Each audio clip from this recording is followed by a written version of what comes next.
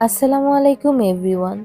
স্বাগতম আপনাদেরকে আমাদের চ্যানেল গল্পের শেষ কোথায়। আজ আমরা বিশ্লেষণ করব সিয়াম আহমেদ অভিনীত নতুন সিনেমা জংলি নিয়ে। সম্প্রতি প্রকাশিত টিজারটি ইতিমধ্যেই দর্শকদের মধ্যে আলোড়ন তুলেছে।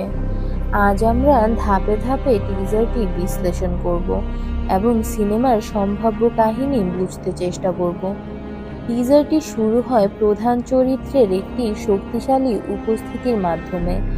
আমরা দেখি সিয়াম আহমেদকে, যিনি বেশ রাফ অ্যান্ড টাফ লুকে হাজির হয়েছেন। তার চোখে মুখে এক ধরনের রাগ আর প্রতিশোধের আগুন ফুটে উঠেছে। মনে হচ্ছে তিনি কোনো গভীর সমস্যার মধ্যে আছে।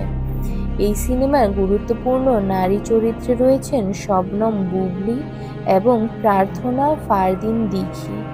শবনম বুবলি টিজারে তার উপস্থিতি দর্শকদের আকর্ষণ করেছে, তবে তার সংলাপ শোনা যায়নি।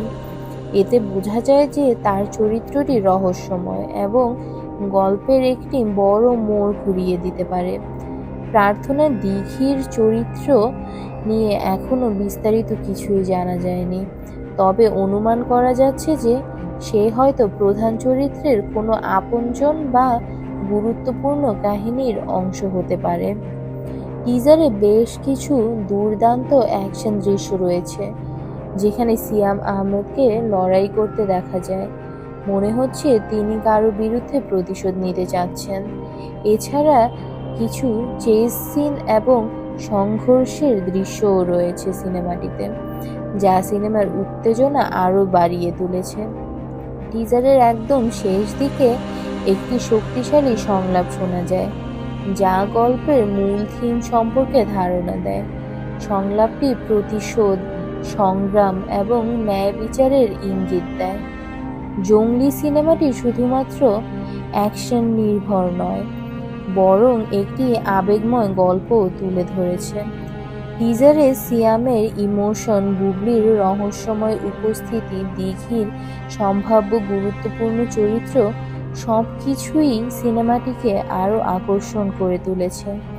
আপনারা কি মনে করেন, জংলি সিনেমার গল্প কেমন হতে পারে? আমাদেরকে অবশ্যই কমেন্ট করে জানাবেন। সাবস্ক্রাইব করুন গল্পের শেষ কোথায় চ্যানেলটিতে, এবং নতুন ভিডিওর আপডেট পেতে হলে আমাদের বেল আইকন প্রেস করুন। ধন্যবাদ ভিডিওটি দেখার জন্য।